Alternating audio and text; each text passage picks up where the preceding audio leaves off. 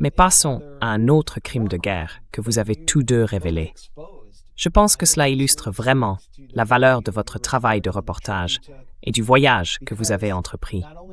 Car non seulement vous avez exposé cela sur vos chaînes indépendantes, mais cela a en quelque sorte forcé les grands médias occidentaux à reconnaître que cela se produisait.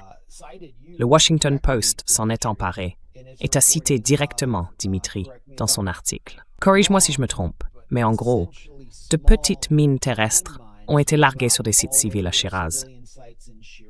Voici une vidéo provenant de la société de propagande d'Ahmed.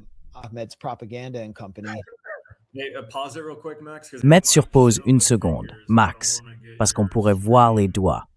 Je ne veux pas que ton stream soit... Ouais, parce que c'est pour X, donc j'y pensais juste. Tu peux avancer d'environ 20 secondes et ça devrait aller. Les doigts sont dans le sac qu'Ali tient là. Oui, les doigts sectionnés d'un homme qui l'a ramassé sans savoir ce que c'était. Tu peux jouer à partir d'ici, ça devrait aller.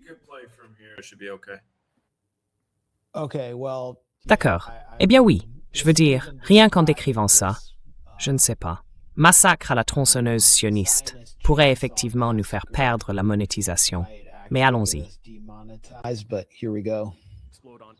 Elle a explosé à l'impact.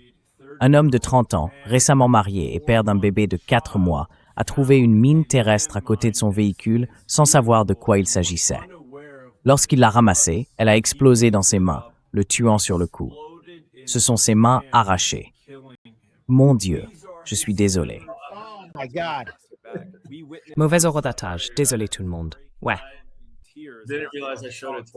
Wrong timestamp. Apologies, everyone. Yeah. Pardonnez-moi de rire. Évidemment, je ne ris pas de l'homme qui a malheureusement perdu la vie. Voici sa famille que vous voyez ici, en deuil. Je vous promets qu'il n'y a plus de doigts. Vous pouvez reprendre la lecture à partir d'ici. D'accord. Lamar.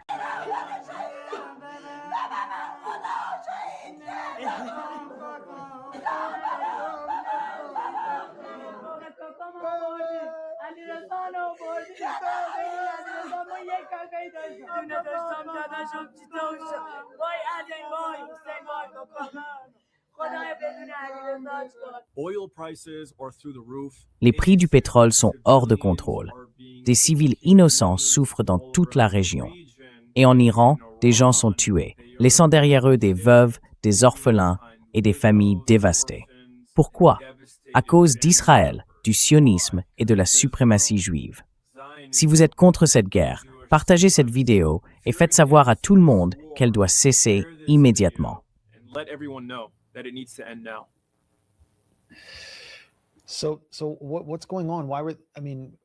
Alors, que se passe-t-il? J'ai vu les photos que vous avez partagées. Pourquoi ces petites mines terrestres ressemblent-elles à des boîtes de thon ou de conserve? Elles ne ressemblent pas à des mines traditionnelles. Pourquoi étaient-elles là? Juste quelques précisions. Ce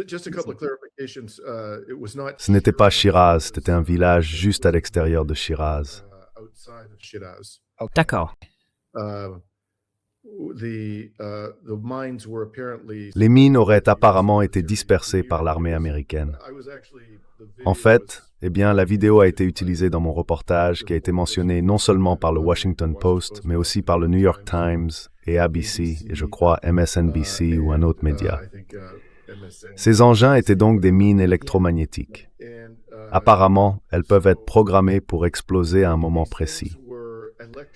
Pendant que nous les filmions, on nous a dit « Vous devez tourner rapidement et déguerpir d'ici, car ces engins pouvaient exploser à tout moment. » On nous a également expliqué que comme il pleuvait et que le sol était boueux, ils craignaient que l'accumulation d'eau et de terre au-dessus des mines enfouies dans la boue ne provoque leur détonation.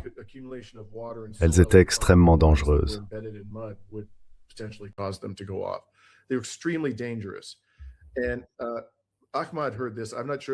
Ahmad a entendu cela. Je ne suis pas sûr de l'avoir entendu directement, mais je me souviens qu'Ahmad m'a dit que la théorie qu'ils avaient Personne ne sait vraiment pourquoi l'armée américaine a largué ces choses sur ce village. Était que l'armée pensait qu'il y avait quelque part, pas très loin, un point d'entrée, peut-être un tunnel d'où sortaient des lance-missiles. Ils espéraient que ces lanceurs exploseraient au-dessus de l'une des mines. Mais il n'y avait absolument aucune preuve d'une présence militaire dans ou près de ce village, d'après ce que nous avons vu. Rien du tout. Et nous avons marché autour pendant bien 2 ou 3 heures.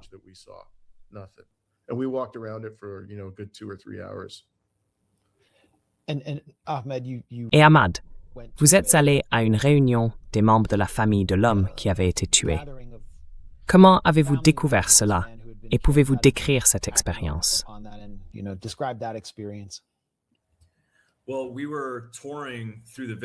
Eh bien, nous faisions une visite du village et ils nous montraient différentes maisons où des mines avaient été trouvées.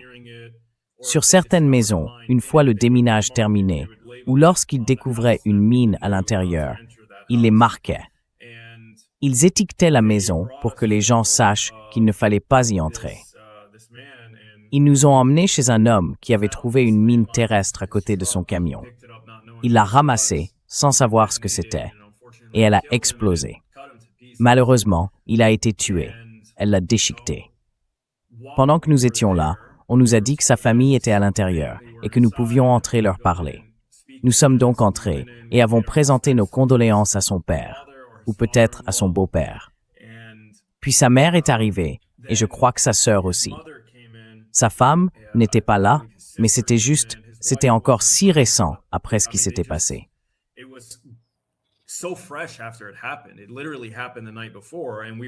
C'est littéralement arrivé la veille au soir, et nous étions là dès le matin. Leur famille voyageait depuis l'endroit où elle se trouvait, apprenant la nouvelle et se rendant à la maison. Et tout cela s'est déroulé pendant que nous étions sur place. On pouvait le lire sur leur visage. Ils étaient complètement sous le choc, anéantis. C'était un jeune homme. Il venait de se marier il y a peut-être 1 an, tout au plus. On voyait la douleur et la stupeur sur leur visage.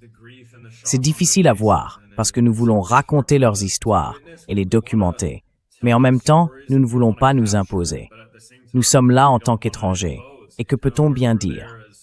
C'est difficile à observer, mais nous faisons ce que nous pouvons, je suppose. Raconter leurs histoires dans l'espoir de mettre fin à cette guerre en la révélant.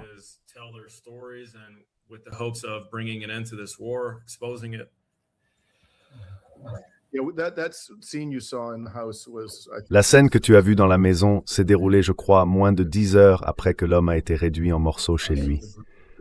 Le chagrin était encore tout frais. Oui, c'est dévastateur. Une autre chose s'est produite dans ce village. Encore une fois, c'est tellement révélateur, tellement typique de ce que nous avons vécu là-bas. J'avais bu beaucoup de café ce matin-là, et j'avais besoin d'y aller.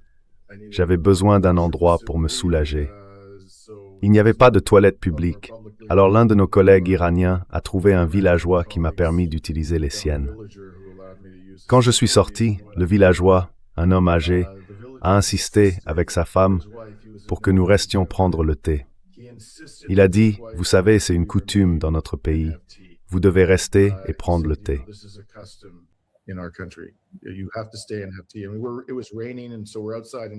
Et il pleuvait, alors nous étions dehors, dans son jardin, en train de prendre le thé. Et il s'est soudainement mis à parler. Rien de tout cela n'aurait pu être préparé, Max, vu la façon dont les choses se sont déroulées. C'était totalement spontané. Il a simplement commencé à parler. Il a dit, « Mon ami, je suis ici, et je vais rester sur cette terre, et je mourrai sur cette terre, et personne ne me l'enlèvera. Qu'ils viennent, qu'ils viennent. Je me battrai jusqu'à la mort. » Et sa femme était assise là, hochant la tête. C'était le sentiment dominant chez les gens à qui nous avons parlé. Ahmad a parlé de martyrs. La toute première famille que nous avons rencontrée, qui avait perdu un proche dans l'un de ces attentats criminels, vivait dans la première ville où nous sommes allés, ou juste à l'extérieur, dans un village près de Tabriz.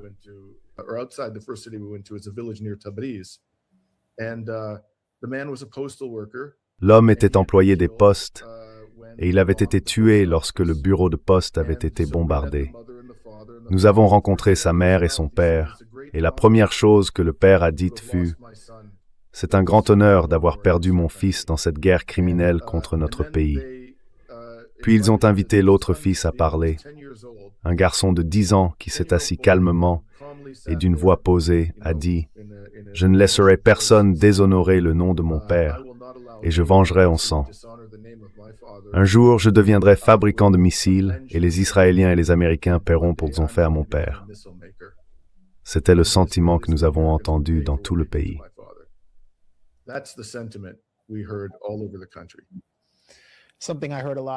Quelque chose que j'ai souvent entendu à Gaza, lorsque j'ai pu m'y rendre, venait de jeunes qui disaient que c'est la seule façon de retrouver sa dignité, après avoir été privé de tout ce qui compte pour soi, de toute sa base.